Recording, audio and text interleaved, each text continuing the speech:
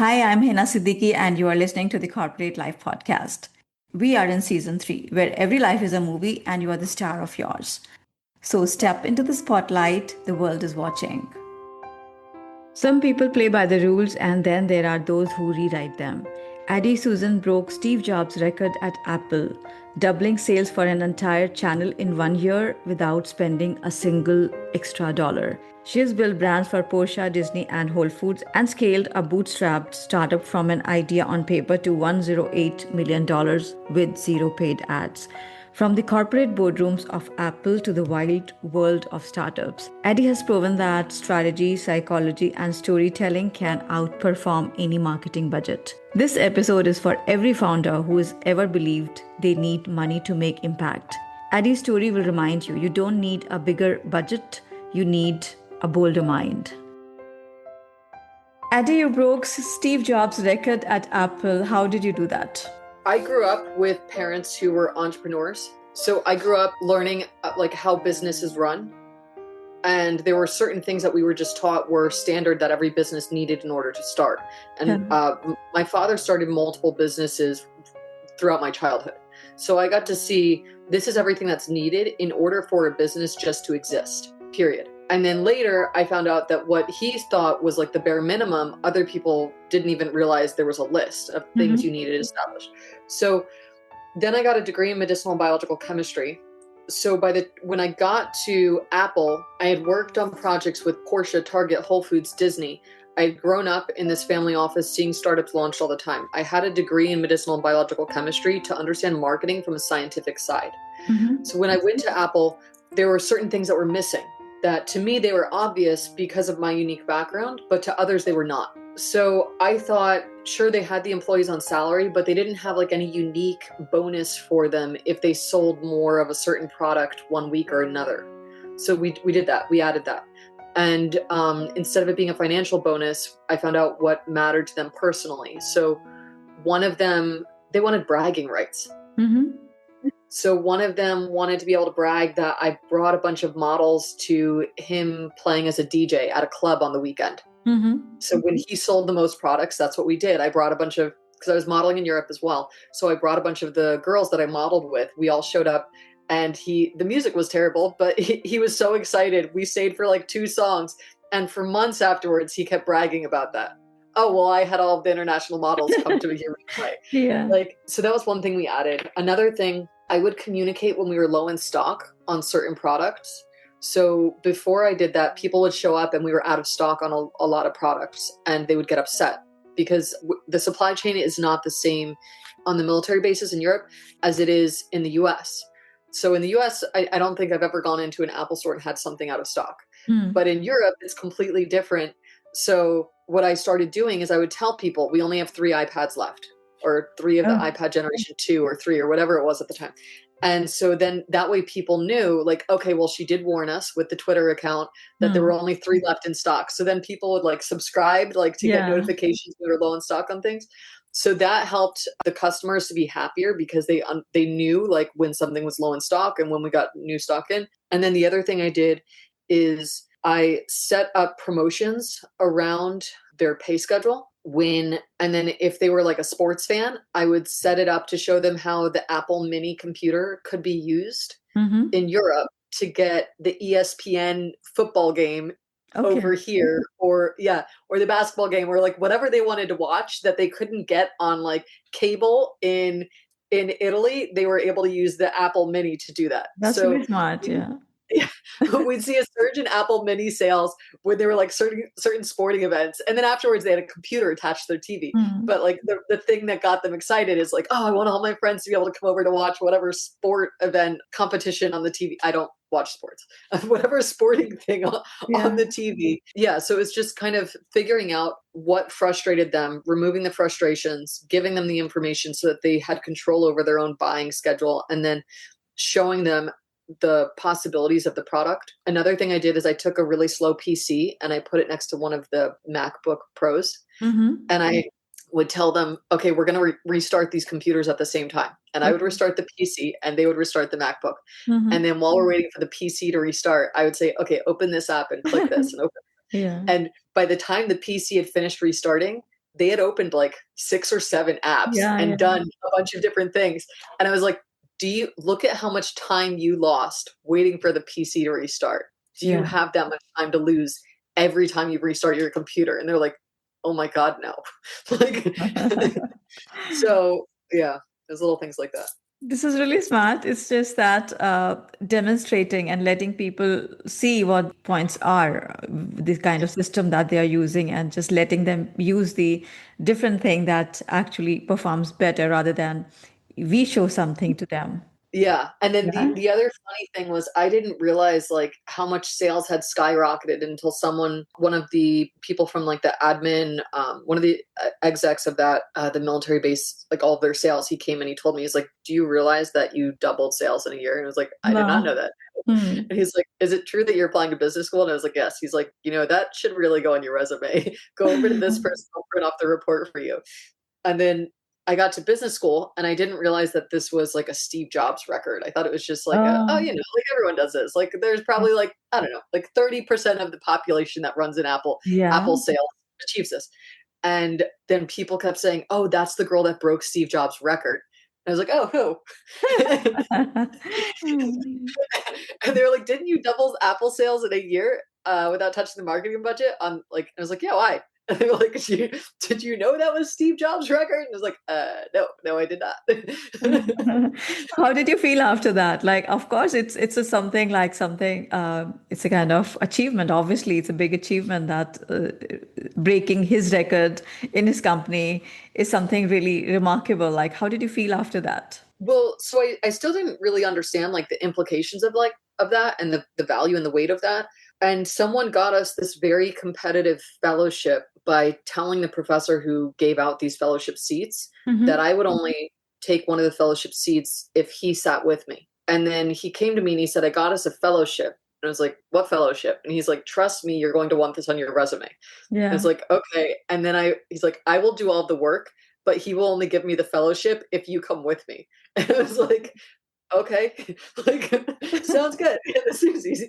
So I went and I ended up like splitting half the work and then taking over quite a bit of it. But it was funny, like I didn't realize that that had opened such a key and big door until till Yeah. much later. Yeah. Yeah.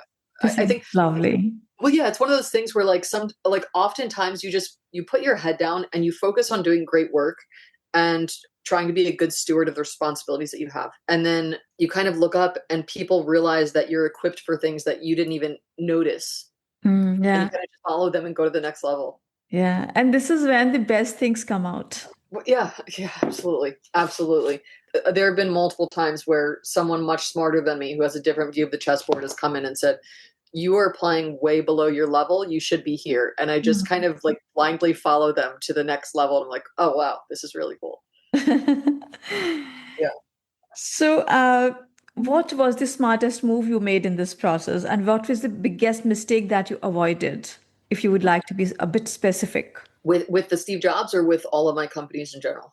with this record, what was the smartest thing that smartest move that you made in this process? I think the biggest thing that I did was listen to the people that are buying. Listen to them first, figure out what they're frustrated by, Yeah. listen to the people that are selling, figure out what excites them.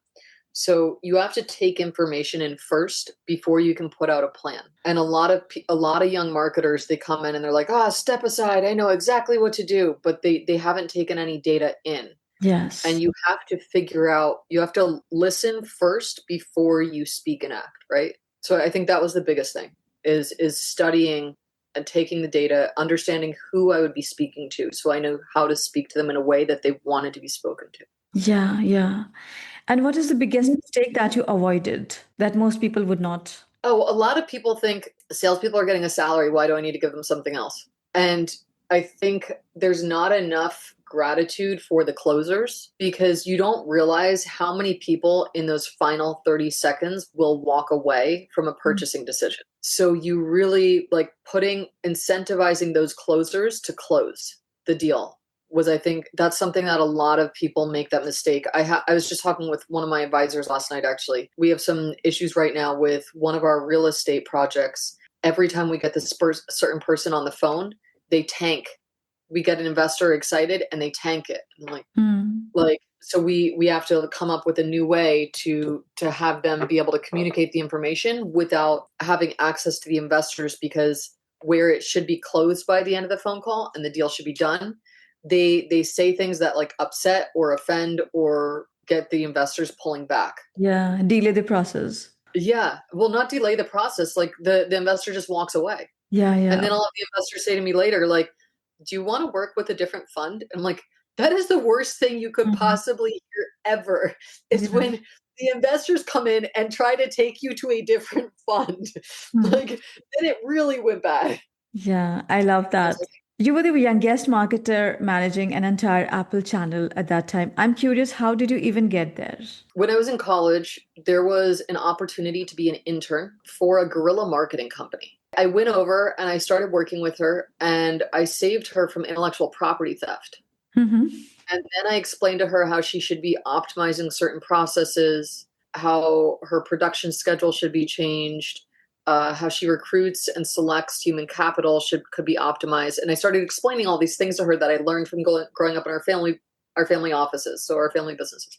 And she was like, "You're not an intern. You're more like executive level for a startup." And I Yeah. was like, "Oh, okay."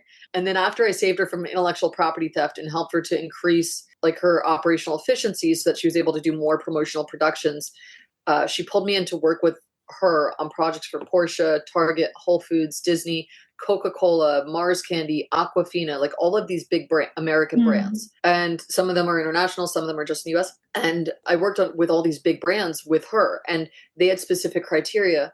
Well, this was my first non-family business like that Hmm. I was working in. So I thought that like the gold standard of Porsche, I thought that was like the standard of every company. Yeah. And so I got to learn from the best of the best what their business protocols were. And then when I came to Apple, they were like, "Oh, you've worked with all these other big companies already." So I had the track record. And whereas the other people who were applying had never worked with a large company before, they'd never worked with a large luxury company Mm. before. So that was apparently one of the deciding factors. They saw that I was young, but I had achieved a lot already. Yeah. So how old were you then? 23, 24. Okay. Yeah. Yeah, I was very young. I was very, but Yeah. keep in mind, I started attending board meetings with my father when I was 8. Oh, wow. Yeah, granted, I'd only go to one like every once in a while. I'd go to a board meeting. I'd walk in. He was having a conference. I'd sit there for his meetings. I'd sit there and I'd hear him on calls. I'd sit there and hear my mother closing real estate deals. And so you don't realize how much you pick up as a child Yeah. sitting there in your parents' offices doing your math homework at their office desk, like Right. while their assistants are running around and 25 employees are running up and down stairs. But like you don't realize how much you pick up until you go to another company and you're like, well, it's supposed to run like this, and this. And they're like, what did you do beforehand? And you're like, well, Yeah. I just did chores in my parents' office, and chores happen to be what like back office admin. Yeah. Like It's as much as I interesting. was, Yeah. You're in that environment where you're absorbing so much as a child, and which is the best age to learn, right? yeah, exactly.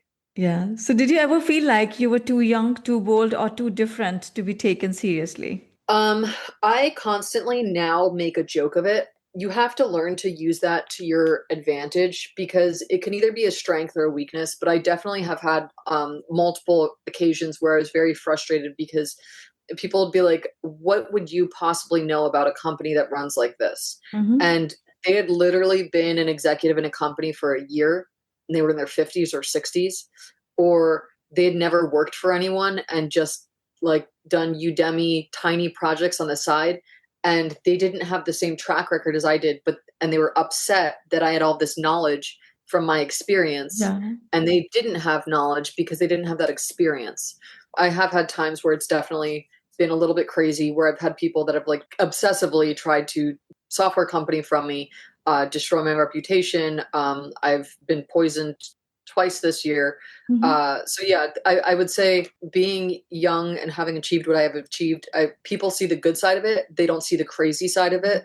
They don't realize how cutthroat people in their 50s and 60s who regret not being more disciplined when they were young Yeah. are, and how much rather than there are two types of adults, right? There are two types of people in their 60s. There are those who see young talent, that's top talent, that's a high performer, and they say, I want you on my team because we're going to go so far. Mm-hmm. And then there are other people that see you and they say, I want to crush and destroy you because it's not fair that you made all these sacrifices and achieved all these things.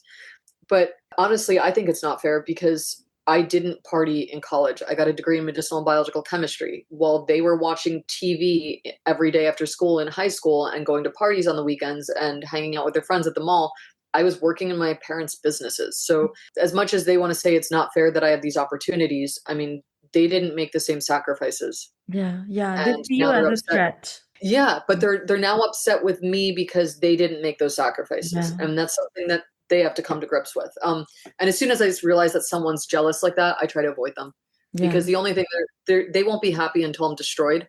yes. So the only thing you can do is avoid those people. They want to take you out, and it's nothing to do with you; it's everything to do with them. I was on a panel for an international real estate conference about 2 or 3 weeks ago. I was also on a panel in Singapore for an international family office event this past weekend. But the one a couple weeks ago, they asked me a question, and the guy was kind of condescending with it, not realizing who I was. And I was like, yeah, well, I understand that because I'm a young blonde female, people think that I'll buy anything. And Oh, I don't know how to do like due diligence on a yeah, business and a deal. And the audience was just like started laughing. And it was like, but if you look at boom, boom, boom, boom, boom, and then I listed up like all of the factors yeah, that I look at when analyzing a deal. So like you have to name the demon. Like, okay, yes, because I'm a young blonde female, you are going to underestimate this, this, this. But I've learned to make it a strength because there's no way I can make it. There's no way that I can get rid of who I am and change that. yeah, absolutely. Adi, you have helped grow a bootstrapped startup to $108 million dollars with zero paid ads. Please tell us about that. Yeah, the company actually has now done more than 700 million in sales. Wow. Yeah. So that one, what we did is I have something called the proven path to profit, the playbook Mm-hmm. on Molo 9. It's the go-to-market strategy that I use. That it doesn't just build off of what I learned from my father. It also builds off of what I learned from getting a degree in medicinal biological chemistry. And then it builds off of what I learned working on the guerrilla marketing projects for Porsche, Target, Whole Foods, Disney, all of them. And then it builds off what I learned from Apple and from business school. So it's literally the ultimate. And there are a lot of marketers who they'll achieve one thing for one company, Mm-hmm. and then they go and they write a bunch of books Yeah. about how they achieved that one thing. But with the proven path to profit, we've used it with hundreds, if not thousands, of companies around the world across 27 different industries. And it's worked almost every time. Like the only people who have told me it didn't work, I'm like, did you get to day 3 yet of the Yeah. 21-day Yeah. checklist? Yeah. They're like, no. Like it doesn't work if you don't do Yeah. like you If you can't don't put a work. book on your shelf and say, oh, the book didn't work. I'm like, did you open the book? No. Yeah. Okay. That contains everything that I do. When you see a startup that grew really fast, that's it. It's that playbook. Hmm. Okay. So does that work for IT companies as well, or is it for a specific business model? No, it works with 27 different industries and I think it's either 6 or 9 different business models. Hmm. Okay. Yeah. So how can people get that playbook? So if they go to molo9.com, MOLO 9, the number 9.com, it'll come up. It's the proven path to profit. Okay. Okay. I can also give you the link to share in the show notes. Sure, I will do that. And by the way, I was also reading your book called Marketing Titans, and I was actually learning a lot from that book. It's an amazing book, and the way you explain everything with the kind of projects, and go to a certain link and open that project and learn from there, and then some exercises to do activities. They're just really amazing, and I'm also going to include the link of the book, so that people can just learn a lot from that. It's such a big masterclass. Yes. So the difference between the textbook that you got and the proven path to profit is the proven path to profit is for people who are busy and they want to build a company, launch it, and have it be profitable in 21 days. Yeah. The book that you have, the thing I love about that is it's like a reference manual. Like everything that you want to know that I do for social media ranking algorithms, I think it's in chapter 5. Okay. Every copywriting formula that you want to know that I use, it's in another chapter. So when you're like, oh, I have to get this to perform better, you can just pull open the book and then see which projects there are to like Mhm. pick from. Okay. But that book, you do have to, it's 457 pages. So it takes a bit of time to get Yeah. through. I think it takes, for me to complete every single project in that book for a company, it takes several months. Okay. And that's working with a few employees. Mm. like a few graphic designers, a few computer programmers. So that's a book on how to build like an entire marketing department. Like you could build and lead a marketing department with that book, or you can just use it as a reference manual and you go like into this chapter and do this project or that project. Adi, what you are teaching in marketing that others are not teaching? Marketing is math. And emotions are math. And people don't want to think that. They want to think that emotions are like this spiritual thing that comes from another universe or something. Yeah. But I want you to think about somebody that makes you very nervous and anxious for a second. Mm-hmm. Notice how your frontal lobe, your scalp changes, the hair goes up, your body tightens, your blood flows to your joints because you're getting ready for fight or flight. Yeah. What you don't might not realize is your brain is releasing a chemical into your bloodstream that other people can smell, Mm. and they don't realize it Yeah. because it's not like a distinct odor like a coffee or a candle lit. It's a very subtle odor that we sense, and then we feel intuitively like something is wrong Yeah. because that science isn't covered enough. So we say it's intuition. Now I want you to think about either your grandmother or your mother, like one time that they said something where they were like, I'm so proud of you, or Mm. look at you, look at what you did. Do you notice a completely different chemical Yeah. floods your brain, and suddenly different muscles in your body are relaxing Yeah. and tense? Yeah. And you're like sitting into your chair because you feel safe, and you release other chemicals. Now, if someone were to walk by you and they get this feeling that you're a very calming person, what they're actually doing is their nose, there's receptors in their nose that are picking up the unique scent that is being released from your bloodstream to your skin. So you're calm because you're thinking about your mother or your grandmother or someone nurturing, and they walk past you when your brain is releasing that chemical into your bloodstream. It's seeping out your skin, and they pick it up and they think, oh, intuitively you're a calm person. Isn't that wild? Yeah. So that's the power. And that's a math equation, right? Grandmother plus voice plus memory playing, Yeah. relaxed human, calm. And when one person relaxes, other people start to relax around them. That's a math equation. That's 1 + 2 = 3. Like, Yeah. yeah. So not enough marketers focus on the math of human emotion Mm. because they like to think that like math is something cold. It's not. It's something that helps us to understand how things can reliably work. Mm. Yeah. And what's the most important thing that most marketing lacks is trust. Yeah. What is one thing you can always trust? Math. Mm. Math doesn't lie. Yeah. So not enough people talk about the math behind marketing. Mm. Yeah. Emotional. It's math. Yeah, it's math, and they try to make it sound like it's this magical, confusing thing because they don't know the math yet. Mm. Yeah. And Yeah. so as long as they make it this thing that they don't have to explain, then you're not going to understand that they don't know the math. I love what you're saying. It's well, how I understand is this that there's always an energy, and people are naturally, trained and conditioned and equipped to sense that energy, though they don't know like why they are doing what they are doing, why they are making a certain decision. But there's a lot of energy coming across for them to make that kind of decision that they are making from the other person involved. Yeah. So, yeah, It's neurochemicals. yeah, It's yeah. just neurochemicals. This is really interesting, and I love that. I think I would love to know more about it. Perhaps I can read that from your book. I don't get that much into like how today's energy readings are actually neurobiology. What you would want to do is do some deep dives into some neurobiology books because Yeah. do you remember when there used to be gods that would pray for rain and they thought that if they danced, they would get rain? Hmm. And then hundreds of years later, we found the scientific explanations for when rain comes and when it does not come. And now we have this thing where people are saying, oh, I read your energy, I feel your energy, I breathe your energy. Eventually, we'll find the scientific explanations for it. Yeah.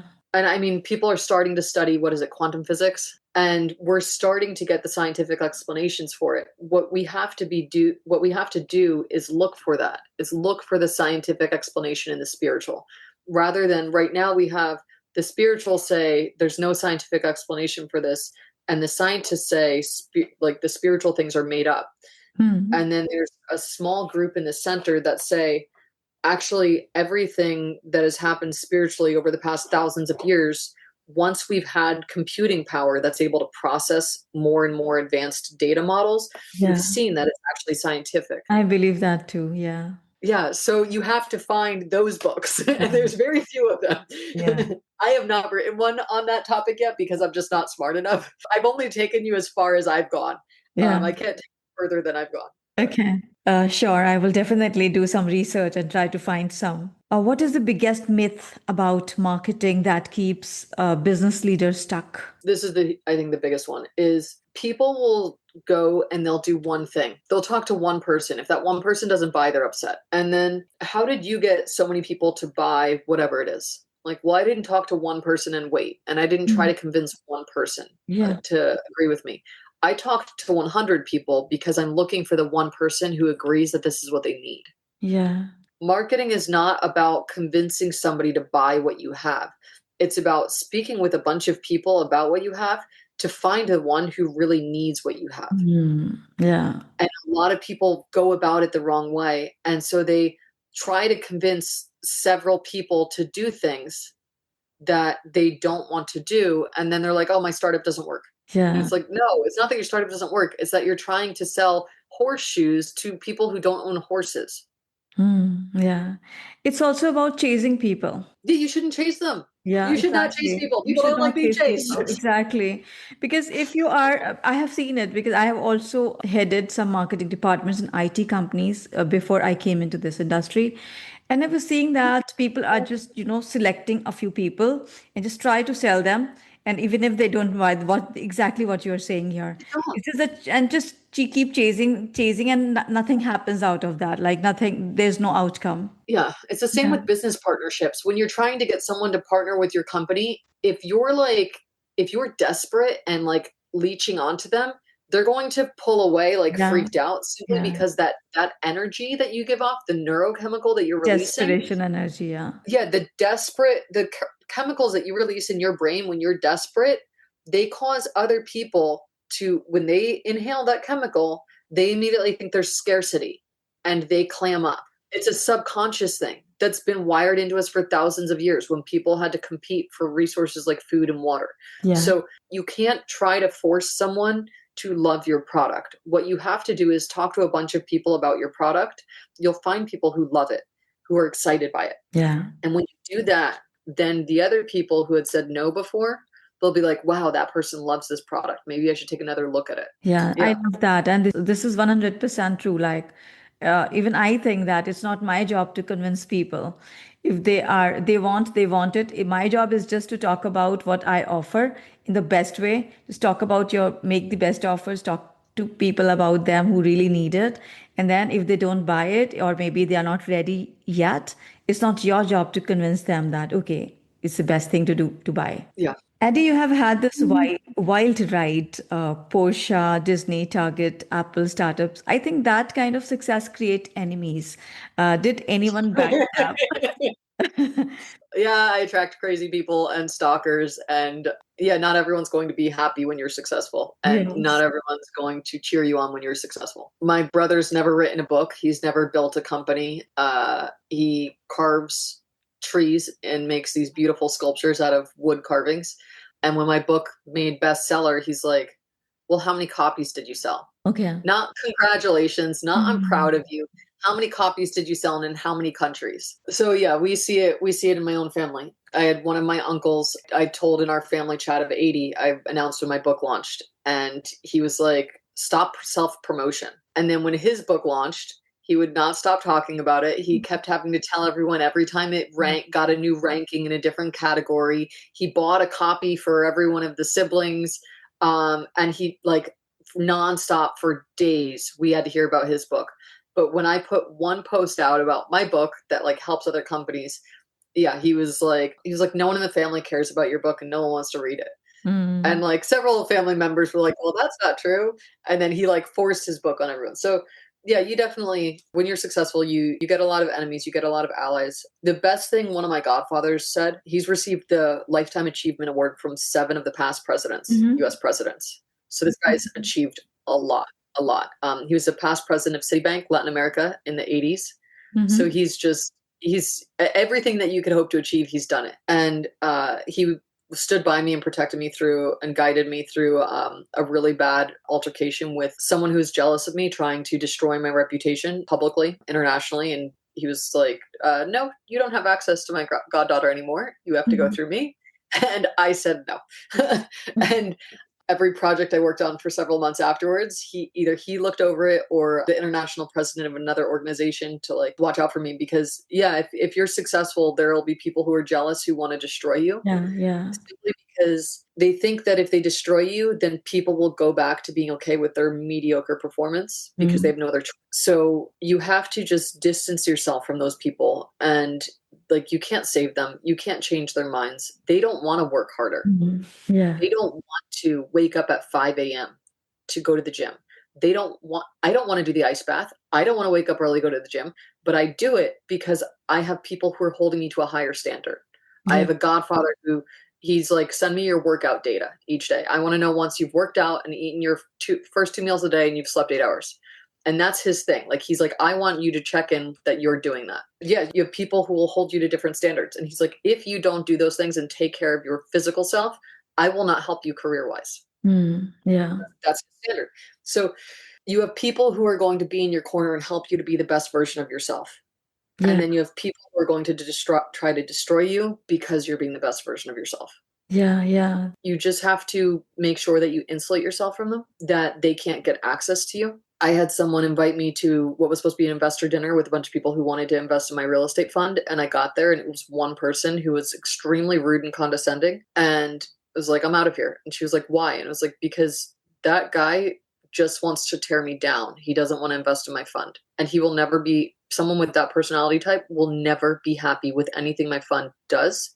It'll never be good enough for him. And I will end up becoming a very low performer if he is allowed anywhere near me. Like, as soon as you spot someone who's jealous of you because of what you've achieved, you put as much distance between you and them as Yeah. possible. You Yeah. don't give them a second chance. You don't want to win them over. It's so important to choose your own environment. You have to surround yourself with winners. If Yes. someone who wants to drag you down has access to you, you don't have the right people around you, because the right people around you won't tolerate that.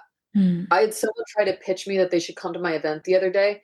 And then I think they thought it would build rapport with me. They were like, just between you and I wanted to let you know how I thought this event went. And they started to talk down the event of my mentor's oldest son. And so I said to him very quickly, I was like, I'm going to let you know right now, before you finish that sentence, I'm friends with him and his father's my mentor. So choose your next words wisely. Like, I'm not going to tolerate them speaking ill of this guy behind his back. You have to surround yourself with people like that. And high performers don't tolerate it. Negative energy drags us down. Yes, absolutely.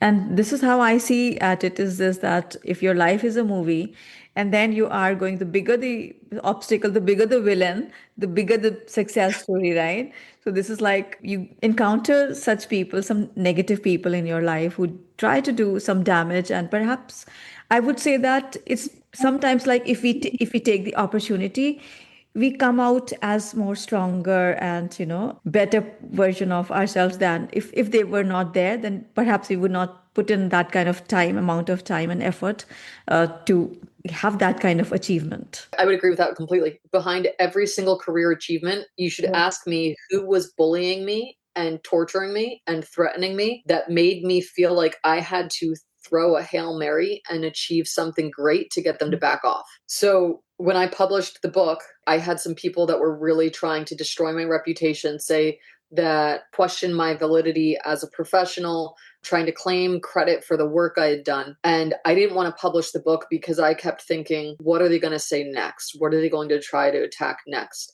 And then I realized, no matter what I do, they're going to keep spreading these rumors and they're going to keep saying these horrible things. So I released the book, I published it, promoted it.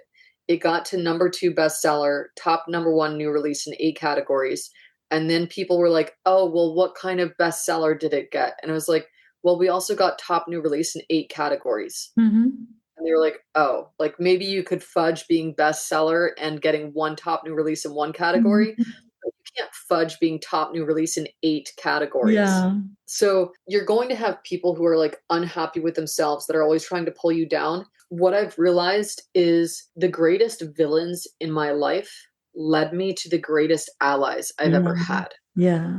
And and that really helped to shift my view of when something bad happens. Because there's this narrative that if bad things happen to you, you're doing something wrong. But that's not true. Like, bad things are going to happen all the time, and it's a Yeah. numbers game. Like, people who are jerks and bullies and con artists, they're not looking to target you. They're looking to target whoever's an easy target. So you just have to make yourself not an easy target. Mm. Like, if someone says something nasty to me and I snap back within 2 seconds, they're going to think twice before they throw a punch at me again. Yeah. Now, if I don't say anything back, they're going to know that I'm a great victim to go after. Yeah. So it's just a numbers game. It's just a numbers game. But every villain that's tried to destroy me has led me to my next great achievement, Yeah. because facing them was so horrible, and it was worse than my fear of achieving the next thing. Yeah. Yeah. So when I was like, that was so painful, I never want that person to be able to have access to me again. What do I have to do that gets me to the next level so they can't even say my name in a room and have people believe that we ever interacted? Yeah. And that's usually what you see with high performers is Yes. they had some They some have a lot brutal. of haters, like a lot of They have, critics. Yeah. yeah, they have a lot of them. They have a lot of them. There's a woman, she's one of the most powerful women in the nonprofit world. And she called me upset in February because she had a full on respiratory lung infection. Her entire respiratory system was infected and inflamed. Mm-hmm. The doctor said, "You cannot get on a plane. You will die." She had a board of trustees meeting, and they were trying to make her feel horrible for not risking her life to get on a plane. And she's one of the most powerful women in the world, and she has people bullying her. Like, Yeah. it doesn't stop.